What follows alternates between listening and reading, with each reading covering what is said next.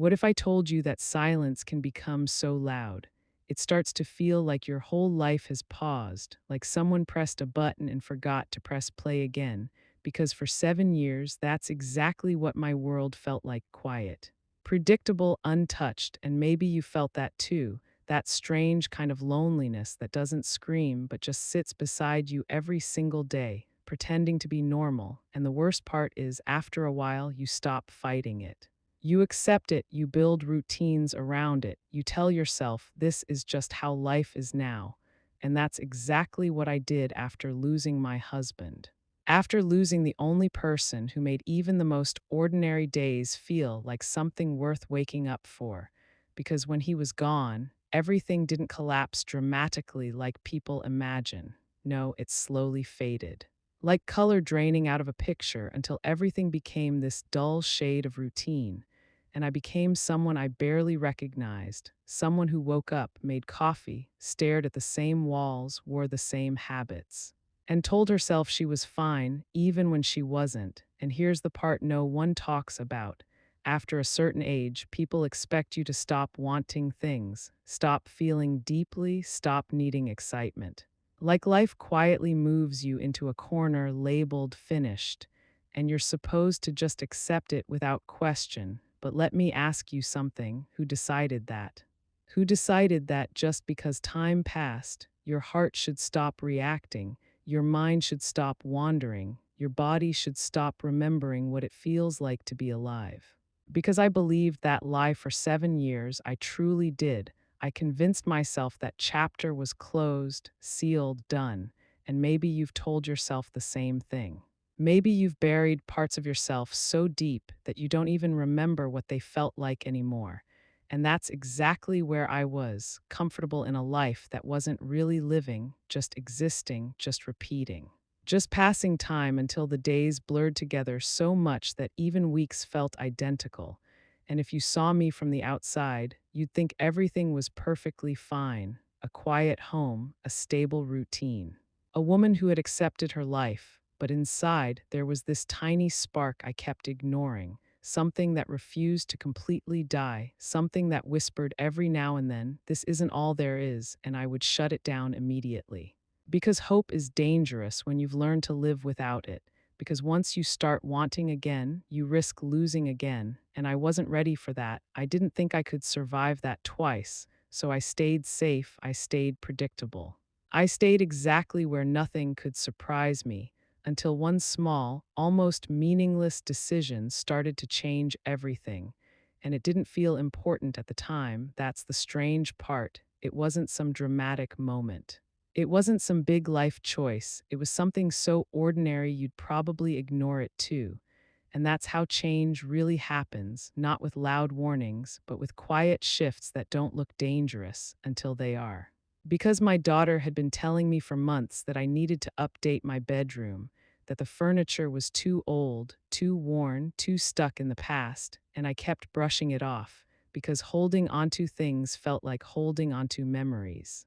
Like if I changed the space, I'd somehow erase what used to be there. And maybe you understand that feeling too: how objects become more than just objects. They become proof that something once mattered.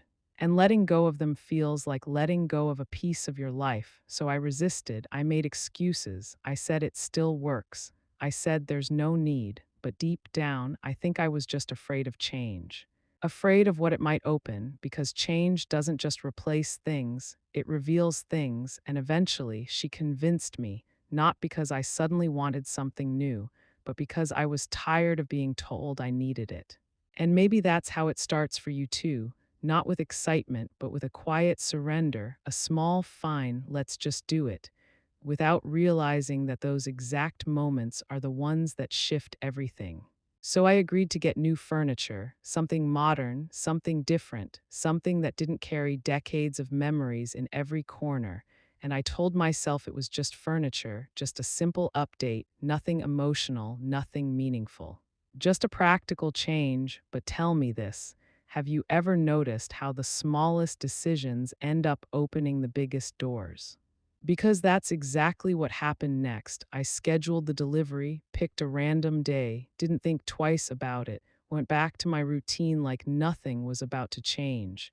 But something felt different that night, something I couldn't explain.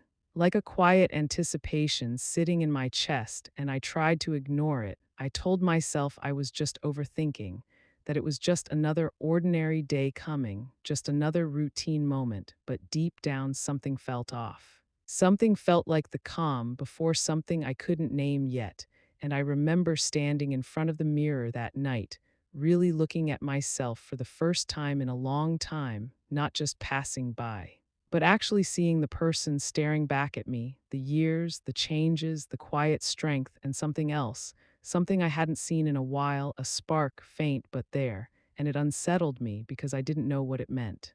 I didn't know why it was there, and I definitely didn't know what was about to happen the next morning, because if I did, I don't think I would have opened that door so casually. I don't think I would have treated it like just another normal moment, because that one simple knock was about to break 7 years of silence in a way I never could have imagined, and what happened after that, I wasn't prepared for at all. What if I told you that sometimes the moment that changes everything doesn't look dramatic at all? It just sounds like a simple knock on the door, ordinary, expected, easy to ignore if you didn't know better.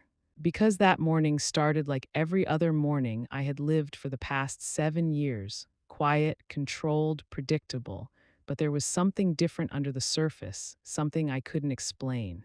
Like my body knew something my mind hadn't caught up to yet, and I found myself awake earlier than usual, moving slower, noticing things I hadn't noticed in years.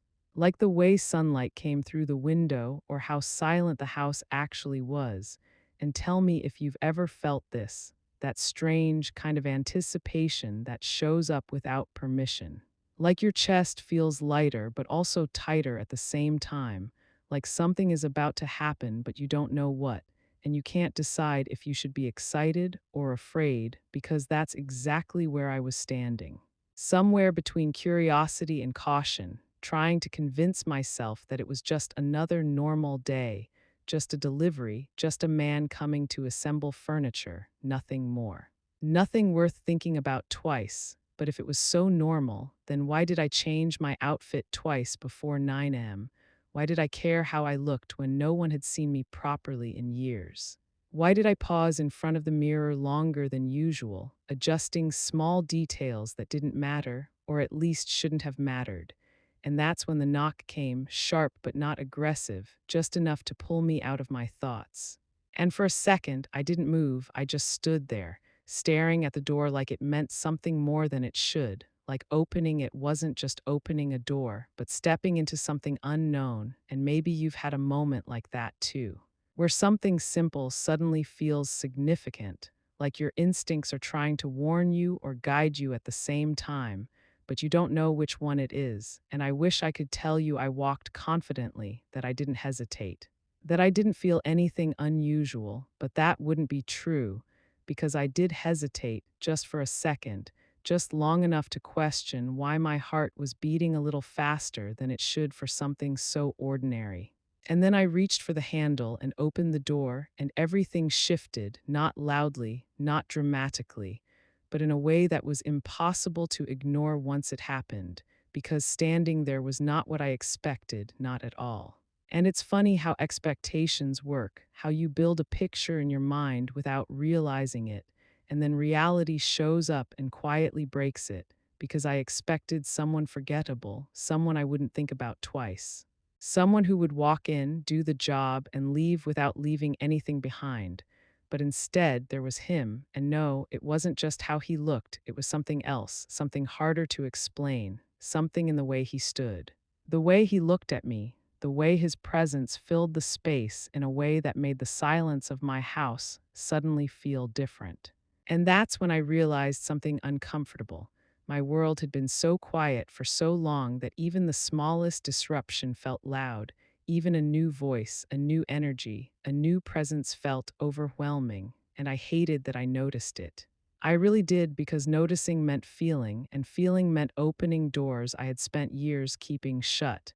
And before I could even organize my thoughts, he spoke, simple, polite, professional. exactly what you'd expect, and yet it didn't feel ordinary because when someone speaks into silence that's lasted for years, even the most normal words feel different. They echo in ways they shouldn't. They stay longer than they're supposed to, and I stepped aside, letting him in. Telling myself again and again that this was just routine, just a task, just another moment that would pass like all the others. But the second he walked inside, something changed again, something subtle but undeniable. Like the air itself had shifted, and maybe that sounds dramatic, maybe it sounds like I'm overthinking it, but tell me honestly, have you ever been so used to being alone that the presence of another person feels almost too much? Like your senses suddenly wake up all at once, noticing things you've ignored for years, like movement, sound, energy, and I found myself hyper-aware of everything: the way he moved through the house, the way he noticed things, the way he spoke. Respectful but not distant, warm but not intrusive. And that balance, it caught me off guard because I wasn't used to it. I wasn't used to someone being present without feeling like an interruption.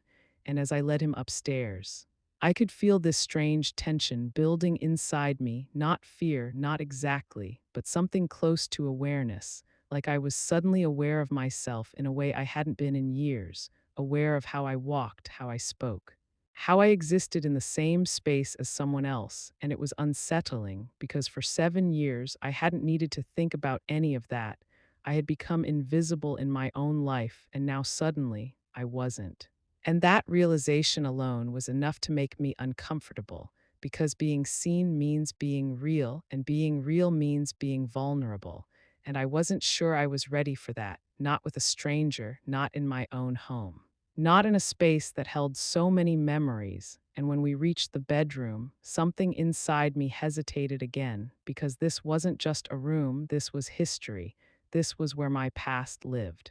And letting someone new into that space felt wrong, almost like I was breaking an unspoken rule, like I was allowing something new into a place that was supposed to remain untouched. And for a moment, I almost said something. Almost stopped, almost changed my mind, but I didn't. I opened the door and he stepped inside. And just like that, there was no going back to before, because once someone enters your space, they don't just see your room. They see pieces of your life, your habits, your history, and I could feel that exposure settling in, that quiet vulnerability that comes from being seen in ways you didn't prepare for. And while he focused on the furniture, on the task he came to do, I found myself watching him more than I should have, noticing things I didn't need to notice, like the way he worked, focused, steady, confident, and I tried to stop myself. I really did. I told myself this was nothing, that I was reading too much into everything, that this was just my mind reacting to something new after years of sameness. But then something small happened, something so simple that it shouldn't have mattered. And yet it did, more than I was ready to admit, because in the middle of explaining something, he reached out just briefly, just naturally, guiding my hand to show me where to hold a panel, nothing intentional, nothing inappropriate. Just a normal, practical gesture, but the moment his hand touched mine, everything inside me reacted in a way I couldn't control, like my body remembered something my mind had forgotten. Like a signal I thought was permanently turned off suddenly came back to life. And it shocked me, not because of what it was, but because of how strong it felt, how immediate, how undeniable, and I pulled back slightly, trying to hide it, trying to act normal, trying to convince myself that it meant nothing. But deep down, I knew something had shifted, something small but irreversible, and the worst part was I didn't fully understand it yet. I just knew that the silence I had been living in for 7 years had been broken, not loudly, not dramatically, but in the quietest, most dangerous way possible, and I had no idea what that meant for me or what would happen next. Because if one simple touch could do that, then what was I supposed to do with the feeling that was just beginning to wake up? What if the most dangerous moments in life aren't the loud ones, but the quiet ones you try to ignore, the ones you tell yourself don't matter, even while something inside you is clearly waking up? Because after that brief, almost accidental touch, I did what most people would do. I pretended nothing happened. I told myself it was just contact, just a normal part of helping. Just something my mind was exaggerating because I hadn't felt human warmth in so long. And maybe you've done that too, minimized something that clearly meant more than it should, just to stay in control. Just to keep your world from shifting too fast, because control feels safe, especially when you've spent years building a life that avoids surprises. But here's the truth no one likes to admit. Your body doesn't lie, and mine didn't either, because even after I stepped back, even after I forced myself to act normal, something stayed, something lingered under my skin, like a quiet reminder that I was still capable of feeling. And that realization alone was unsettling, because for so long I had convinced myself that part of me was gone, not temporarily, but permanently, like a chapter that had ended with no chance of reopening. And suddenly, there it was again, not loud, not overwhelming, but present, alive, undeniable.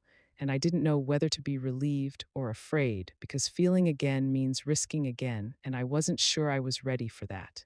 Not after everything, not after teaching myself how to live without needing anything more. And yet, as he continued working, focused on something as simple as assembling wood and panels, I found it harder and harder to ignore the shift happening inside me, because it wasn't just about the touch anymore, it was about awareness, the kind you don't realize you've lost until it suddenly comes back. Like I was noticing everything again: the sound of movement, the rhythm of someone else breathing in the same room, the subtle energy that comes from sharing space with another person. And it made me realize just how empty my life had become without me fully acknowledging it. Because when you live alone long enough, silence becomes your default, and you forget what presence feels like. You forget what it's like to exist alongside someone else instead of just within your own routine. And now suddenly, I was aware of all of it, and it was overwhelming in a way I couldn't explain, because it wasn't just external. It was internal too, like something inside me had been asleep and was now slowly opening its eyes, trying to understand what was happening, trying to remember what it used to feel like to be fully present. And the more I tried to ignore it, the more noticeable it became, because ignoring something doesn't make it disappear, it just makes it louder in your mind. And I could feel that tension building. That quiet conflict between what I thought I should feel and what I was actually feeling, because logically, this was nothing, just a man doing his job, just a temporary interaction that would end in a few hours, nothing meaningful. Nothing lasting, nothing worth thinking about after today, and yet emotionally, it didn't feel like nothing, and that's where it became dangerous, because when logic and emotion don't match, something has to give. And I didn't know which side I was going to fall on, and maybe you've been there too, caught between what makes sense and what feels real, trying to convince yourself that one is stronger than the other, even when deep down you know the truth. And as if that wasn't enough, the conversation started to change, slowly, naturally, without either of us forcing it, moving from simple instructions to something more personal, not inappropriate, not too deep. Just enough to create a connection that shouldn't have mattered, but did, because when someone understands even a small part of your story, it creates a bridge, and bridges are dangerous when you've spent years isolating yourself. And when he mentioned his own loss, his own experience with losing someone close, something shifted again, because suddenly it wasn't just interaction, it was understanding, and understanding is powerful, especially when it comes from someone you didn't expect, because it breaks down walls you didn't even realize you were protecting so carefully. And I felt that wall crack just a little, just enough to let something through. Something I had been holding back for years, and I didn't like it, not because it was bad, but because it was unfamiliar, and unfamiliar things are hard to trust, especially when they make you feel alive in ways you've avoided. And that's when I started asking myself questions I didn't want to answer. Questions like, why does this matter? Why am I noticing this? Why does his presence feel different? And the more I questioned it, the less I could ignore it. Because the truth was becoming clearer whether I liked it or not. I wasn't just reacting to him, I was reacting to what he represented, something new, something alive, something that reminded me of a version of myself I thought was gone. And that realization hit harder than anything else because it wasn't about him anymore. It was about me, about the parts of myself I had buried, about the feelings I had convinced myself were no longer relevant. And suddenly they were, and I didn't know what to do with that because bringing something back to life isn't simple. It doesn't come with instructions, it doesn't come with guarantees, it just happens. And you're left trying to figure out whether to embrace it or shut it down before it grows into something you can't control. And I tried to shut it down, I really did. I kept reminding myself of reality, of age, of logic, of everything that said this didn't make sense, that this shouldn't mean anything, that I was reading too much into something simple. But the more I tried to push it away, the more it stayed like a quiet presence in the background of everything, refusing to disappear, and then something happened that made it impossible to ignore any longer. Something small again, something that shouldn't have mattered, but did, because sometimes it's not the big moments that change everything. It's the tiny ones that confirm what you're trying to deny. And in that moment, when our eyes met just a little longer than necessary, when the silence between us felt heavier than before, I realized something I wasn't ready to admit out loud. I wasn't just aware of him. I was aware of myself again, and that scared me more than anything else, because once you start feeling again, you can't go back to not feeling. Once something wakes up inside you, it doesn't quietly go back to sleep. And the worst part was a small part of me didn't want it to, even though I knew I should, even though everything logical inside me was telling me to stop. To pull back, to return to the safe, quiet life I had built over the past 7 years, but my heart, it wasn't listening. And that's when I knew something was changing, something deeper than I could control. And no matter how much I tried to convince myself otherwise, I couldn't pretend anymore because the truth was becoming impossible to ignore, and I had a feeling this was only the beginning. What if the moment you've been quietly afraid of is the exact moment you realize you don't want to turn back anymore? Because up until then, I was still pretending, still holding onto this fragile illusion that everything happening inside me could be explained away, minimized, controlled. But there comes a point where pretending starts to feel heavier than the truth. And that point came faster than I expected, because the room itself felt different now, not physically, but emotionally, like the air had thickened with something unspoken, something neither of us was directly acknowledging, and yet it was there, sitting between every word, every glance, every small movement. And tell me if you've ever felt this, that kind of tension that isn't uncomfortable, but also isn't safe, like you know you're standing at the edge of something. And one small step could change everything, but you don't know if you should step forward or walk away, because that's exactly where I was, standing in a moment that shouldn't have meant anything, but clearly did. And the more I tried to focus on normal things, like the furniture, like the task at hand, the more my mind kept drifting back to him, to the way he moved, the way he spoke, the way his presence filled the space in a way that made everything else feel less important. And I hated that, I really did, because it made me feel out of control. And after 7 years of carefully controlling my emotions, controlling my life, controlling everything that could possibly hurt me, this felt like the beginning of losing that control. And losing control is terrifying when you've built your entire world around avoiding pain. And I kept telling myself the same thing over and over again. This is nothing, this is temporary, this will end, and you'll go back to your normal life, your safe life, your quiet life. But then a moment happened that made it impossible to keep believing that lie. And it was so small, so simple, almost ridiculous in how ordinary it should have been, and yet it hit harder than anything else. Because as we were working together, adjusting one of the panels, trying to fit it into place, there was this brief struggle, this moment where it didn't align perfectly, and then suddenly it clicked, slid into position smoothly and without thinking. Without filtering, without stopping myself, I said it, just a simple reaction, a normal response, but the second the words left my mouth, I felt it, that shift, that pause, that awareness that what I said carried more weight than it should have. And for a split second, everything went still, not awkward exactly, but charged, like time itself slowed down just enough for both of us to realize that something had crossed an invisible line, not physically, not intentionally, but emotionally. And when I looked up and our eyes met, I saw it, not confusion, not discomfort, recognition, like he felt it too, like he understood that this wasn't just another ordinary interaction anymore.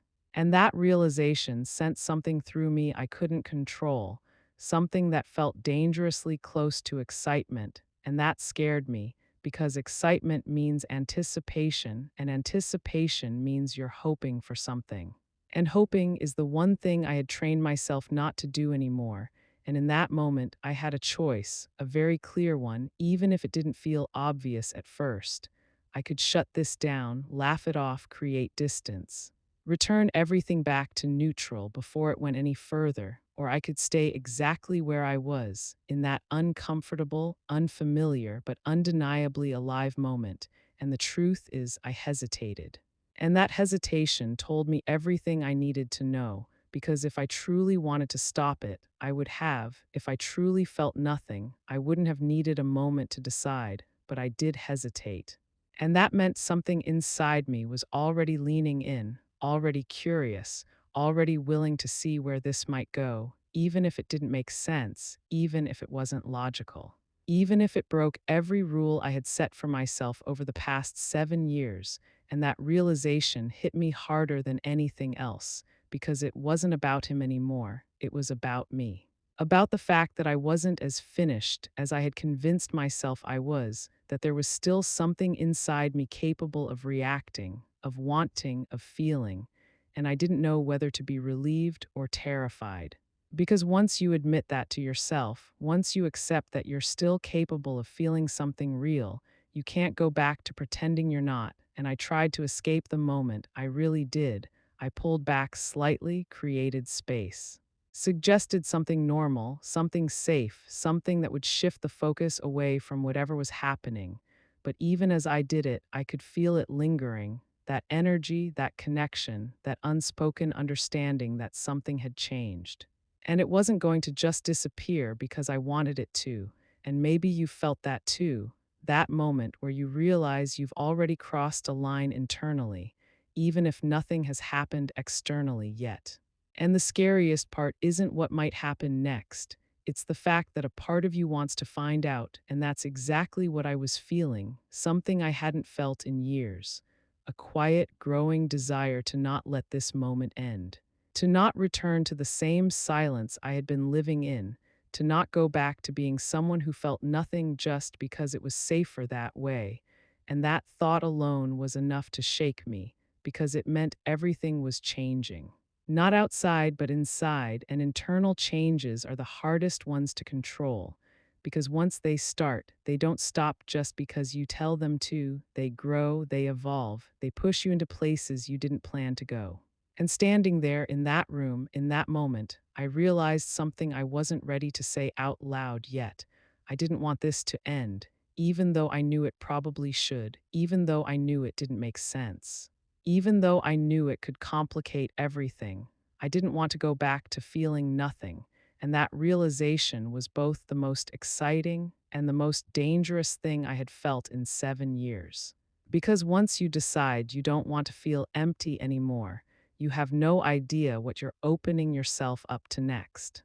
What if the thing you spent all night trying to forget is the first thing that shows up at your door the next morning? Because I barely slept after he left, not because anything dramatic had happened, but because something inside me refused to settle, like my mind kept replaying every second, every glance, every moment that shouldn't have mattered but clearly did, and I kept telling myself the same thing over and over again. It's over. It was just a moment, it meant nothing. But tell me honestly, have you ever tried to convince yourself something didn't matter? And the more you tried, the more real it felt, because that's exactly what was happening. And by morning, I had already decided what I needed to do. I needed to reset, to go back to normal, to remind myself who I was, what my life was, what made sense, and what didn't, and I moved through my routine more deliberately than usual. Like I was trying to rebuild control piece by piece, making coffee, straightening things that didn't need straightening, even choosing my clothes more carefully than I wanted to admit, and I hated that part the most. The awareness that I was doing things differently because of someone who was supposed to be temporary, someone who was already gone, and I kept asking myself why. Why was this affecting me so much? Why did it feel like something had shifted permanently when logically nothing had happened? And maybe you've been there too, stuck in that space where nothing makes sense but everything feels different. And just when I started convincing myself that I was overreacting, that I had imagined most of it, that I would settle back into my quiet, predictable life, the doorbell rang, and for a second, my entire body reacted before my mind could catch up, my heart jumping, my breath pausing, and I immediately got frustrated with myself because this was ridiculous. It could be anyone, the mail, a neighbor, anything, and yet. I already knew, and that's the part I couldn't explain, how sometimes you just know before you even confirm it, like your instincts move faster than logic. And when I walked to the door, I told myself to stay calm, to not read into anything, to treat this like any other moment. But the second I looked through the peephole, everything I had told myself fell apart because it was him, standing there, not in his work uniform this time. Not as part of a job, just him, and that alone changed everything, because now there was no professional reason, no clear explanation, no structure to hide behind, and I opened the door slowly. Trying to keep my expression neutral, trying to act like this was normal, like this didn't mean anything more than a simple follow up visit. But even as I did it, I could feel it, that same energy from yesterday, stronger now, clearer. Undeniable, and he spoke first, offering a reason, something about checking the installation, something that sounded logical on the surface but didn't quite hold up when you looked at it closely, and we both knew it. We both understood that this wasn't really about furniture anymore, but neither of us said it out loud, not yet, because saying it would make it real, and making it real meant stepping into something neither of us had fully defined. And I had another choice in that moment, just like before. I could stop this, question it, send him away, protect my routine, protect the version of my life that made sense, or I could step aside again, let him in, and see where this went. And the truth is, I didn't even hesitate this time, and that scared me more than anything else because it meant something had already changed overnight. Something inside me had already made a decision before I consciously acknowledged it. And as he walked in, the atmosphere shifted immediately, not like yesterday, not subtle, not uncertain, but clear, like both of us were aware now. Aware that this wasn't accidental, that this wasn't just a passing moment, that something was happening whether we fully understood it or not. And as we moved upstairs, there was a silence between us that felt completely different from the day before, not awkward, not empty, but full, like every step carried unspoken words, unasked questions, unacknowledged feelings. And when we reached the bedroom, the space felt smaller somehow, more intimate, like the walls themselves were aware of what was unfolding. And for a moment, neither of us said anything. We just stood there, facing each other. And that's when it happened, not physically, not dramatically, but emotionally, the moment where pretense falls away and truth quietly steps in, because he didn't continue the act, didn't pretend to inspect anything, didn't hide behind the reason he gave at the door. He just looked at me directly, honestly, and in that look, everything was clear, everything we hadn't said was suddenly understood, and my heart started racing in a way I couldn't control, not from fear, but from something deeper. Something I hadn't felt in years, something that felt like being seen, really seen, not as who I used to be, not as who people expected me to be, but as who I was in that moment. And that alone was enough to break through every wall I had built, because when someone sees you like that, it's almost impossible to pretend anymore. And when he finally spoke, his voice quieter, more certain than before. It wasn't about furniture, it wasn't about anything practical. It was about what we both already knew, what we both had been feeling since yesterday, and I realized something in that moment that changed everything. I wasn't imagining it. I wasn't overthinking it. I wasn't alone in this feeling. And that realization was both relieving and terrifying, because if it was real, then I had to decide what to do with it. And that's when the real conflict hit, not external, but internal, because every logical part of me was screaming to stop, to think, to consider everything that didn't make sense: the age, the situation, the expectations, all the reasons this shouldn't happen, all the reasons this was complicated, risky, maybe even wrong. But at the same time, there was another part of me, quieter but stronger, the part that had been silent for 7 years, the part that had just started to wake up. And it was saying something completely different. It was saying, feel it, don't run from it, don't shut it down before you even understand it. And standing there, caught between those two voices, I realized something I couldn't ignore anymore. I had been living safely, but I hadn't been living fully, and now I was being given a choice, a real one, not about him, not about the situation, but about myself, whether I wanted to continue surviving or start feeling again. And when he asked me what I wanted, when he gave me that space to decide, to walk away if I needed to, I knew this was the moment. The moment where everything could go back to normal or change completely. And I wish I could tell you I made the safe choice, the logical choice, the expected choice, but I didn't, because for the first time in 7 years, I didn't want to be safe. I didn't want to be predictable. I didn't want to go back to a life where nothing surprised me, nothing moved me, nothing made my heart race, and before I could overthink it, before I could talk myself out of it, before fear could take control again, I gave the most dangerous answer I could have given in that moment, the answer that would change everything from that point forward. I said yes, and the second those words left my mouth, I knew there was no going back, not to who I was before, not to the life I had been living, not to the version of myself that had learned to exist without feeling anything real, because in that moment, I didn't just choose him, I chose to feel alive again, and I had no idea what that decision was about to bring into my life next. What if I told you that the most unexpected part wasn't what happened in that moment, but what happened after? Because you think the biggest shift is saying yes. You think that's the peak, the turning point, the moment everything changes. But the truth is that's just the beginning, because once you allow yourself to feel again, once you open that door you kept locked for years, life doesn't just return in small pieces. It rushes back in ways you're not prepared for. And that's exactly what happened to me. Not overnight, not all at once, but slowly, consistently, like color returning to a faded picture, like warmth spreading through something that had been cold for far too long. And tell me if you've ever experienced this, that strange transformation where nothing around you has technically changed, but everything feels different, like the same house, the same routine, the same world suddenly carries a different energy.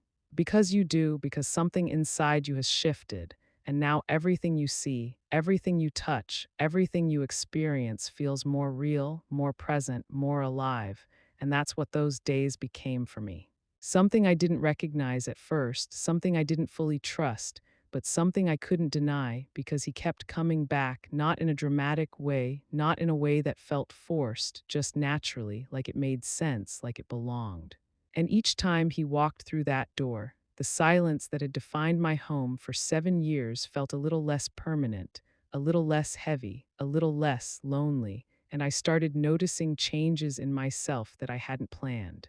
Small things at first, things that didn't seem important on the surface but meant everything underneath, like taking more time to get ready in the morning, not because I had to, but because I wanted to. Choosing clothes I hadn't worn in years, colors I had avoided, styles I had convinced myself were no longer for me. And maybe you understand that, how easy it is to slowly disappear into comfort, to stop trying, to stop expressing yourself, to quietly fade into routines that require nothing from you. And then suddenly, something or someone reminds you that you're still here, still capable, still visible.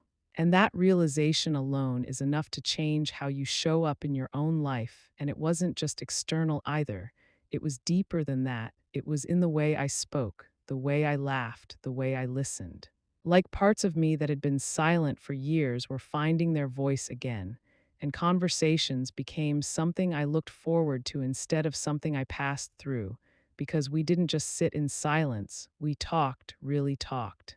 About things that mattered, about experiences, about loss, about life, about everything in between. And what surprised me the most wasn't that he listened. It was how he listened, like what I said mattered. Like my stories weren't outdated or irrelevant. Like my life wasn't something that had already happened, but something that still held value. And that feeling, being heard, being understood. Being seen, it's something you don't realize you're missing until it comes back. And once it does, you don't want to lose it again. And that's where things started to become complicated, not because of what was happening between us, but because of what it meant outside of that space. Because as much as I tried to stay present, to just experience what was happening without overthinking it, reality doesn't disappear just because you ignore it. And I started to feel that tension building again, not inside the moments we shared, but around them, like a quiet question that followed me even when he wasn't there. What is this? What does this mean? Where is this going? And maybe you've asked yourself those same questions before. Maybe you've found yourself in something unexpected, something that doesn't fit into the structure of your life, something that feels right emotionally but complicated logically. And you don't know whether to hold on to it or step away before it gets too real. And I tried not to think about it too much. I really did, because thinking too much has a way of ruining things that feel simple in the moment. But the truth is, I couldn't ignore it forever, because it wasn't just me anymore. There were other people in my life, people who knew me, people who expected a certain version of me. And the first time I realized that something was becoming visible, something was starting to show on the outside, was when my daughter came over, and the way she looked at me, it was different, not suspicious, not judgmental, just curious. Like she was noticing something she couldn't quite explain, and she said something simple, something that shouldn't have mattered as much as it did, but it stayed with me long after she left. She said I looked different, not older, not younger. Just different, like there was something in my eyes she hadn't seen in a long time, and that comment hit me harder than I expected, because it confirmed something I hadn't fully admitted to myself yet, that this wasn't just temporary. This wasn't just a moment, this was changing me, and change is powerful, but it's also risky, because the more visible it becomes, the harder it is to keep it contained. And that's when I started to feel the pressure, not from him. Not from what we were building, but from everything outside of it, from expectations, from judgment, from the quiet voice in my head asking questions I didn't want to answer yet. And I found myself standing in the middle of something I hadn't planned, something I didn't fully understand, something that made me feel more alive than I had in years, and at the same time, more uncertain than I was comfortable with. Because feeling alive comes with a cost, it means you're no longer protected by numbness. It means you're open again, vulnerable again, capable of being affected again, and that's both beautiful and dangerous. And I started to realize that this wasn't just about enjoying the moment anymore. This was about deciding what I was willing to risk to keep feeling this way, what I was willing to face, what I was willing to accept. And that realization didn't come with clarity. It came with more questions, more uncertainty, more tension between what felt right and what made sense, and standing there in the middle of all of it. I couldn't help but wonder, how long could this last before reality caught up with us, before the outside world stepped in, before everything we were quietly building had to be seen, explained, or judged, because deep down, I knew something important. Moments like this don't stay hidden forever, and when they finally come into the light, everything changes. What if the hardest part isn't choosing to feel again, but choosing to keep feeling when the world finally sees you? Because up until that point, everything existed in this quiet, protected space, something that belonged only to me. Something I didn't have to explain, justify, or defend. But life doesn't let things stay hidden forever, and sooner or later, everything that feels real demands to be acknowledged. And that's exactly where I found myself, standing at the edge of something that was no longer just mine, something that had grown beyond private moments and quiet conversations, something that now had weight, meaning, consequences. And tell me if you've ever felt this, that moment where something beautiful starts to feel fragile, not because it's weak, but because it's real enough to be affected by everything around it, and suddenly, you're not just enjoying it anymore, you're protecting it, questioning it, wondering how long it can survive outside the space it was created in.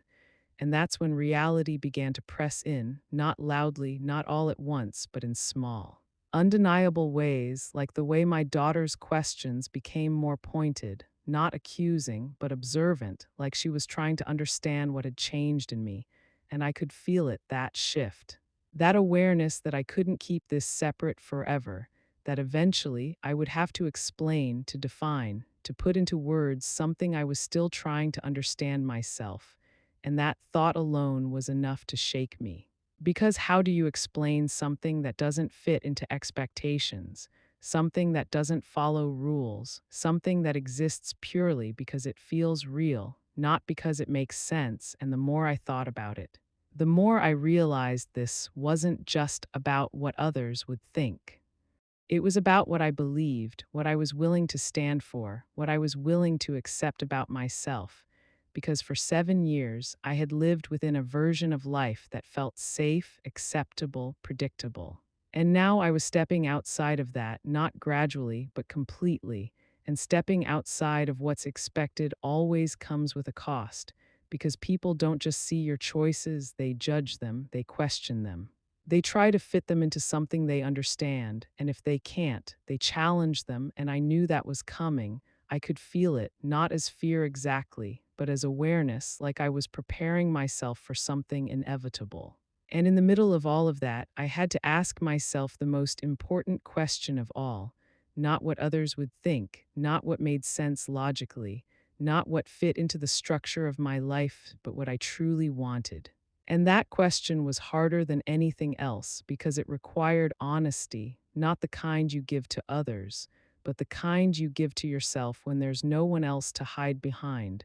And when I finally faced it, really faced it, I realized something that changed everything. I wasn't afraid of judgment as much as I was afraid of going back to a life where nothing moved me, nothing surprised me. Nothing made me feel anything beyond routine and memory, and that fear, it was stronger than anything else, stronger than doubt, stronger than uncertainty, stronger than every logical reason I could come up with to walk away. And in that moment, I understood something I wish someone had told me years ago, that being alive isn't about playing it safe. It's not about following timelines or expectations or rules that someone else decided for you. It's about feeling. Truly feeling, even when it's complicated, even when it doesn't make sense, even when it challenges everything you thought you knew about yourself. And once I understood that, the decision became clearer, not easier, but clearer. Because I knew I couldn't go back to who I was before, I couldn't unfeel what I was feeling. I couldn't pretend that this didn't matter just because it was inconvenient or unexpected. And when the moment finally came, when I had to acknowledge it out loud, when I had to stop keeping it hidden and start owning it, I didn't hesitate the way I thought I would. I didn't overthink it. I didn't try to soften it or reshape it into something more acceptable. I just said it simply, honestly, without apology, because for the first time in 7 years, I wasn't choosing what was expected. I was choosing what was real, and that choice didn't solve everything. It didn't remove the complications. It didn't make the questions disappear, but it gave me something I hadn't had in a very long time: clarity, the kind that comes from knowing you're not running anymore, not from your feelings, not from your life, not from yourself. And standing there in that truth, I realized something even deeper, something I hadn't fully understood until that moment. Life doesn't end when you think it does. It doesn't follow a schedule. It doesn't close chapters just because time has passed. Sometimes it waits quietly, patiently, until you're ready to open the next one, even if that next chapter looks nothing like what you expected. And maybe that's the real question here. The one I didn't ask myself until everything had already changed, the one I'll leave with you now. If you were given the chance to feel alive again, truly alive, even if it was unexpected, even if it didn't make sense, even if it challenged everything, would you take it? Or would you stay where it's safe, where nothing hurts, but nothing moves you either?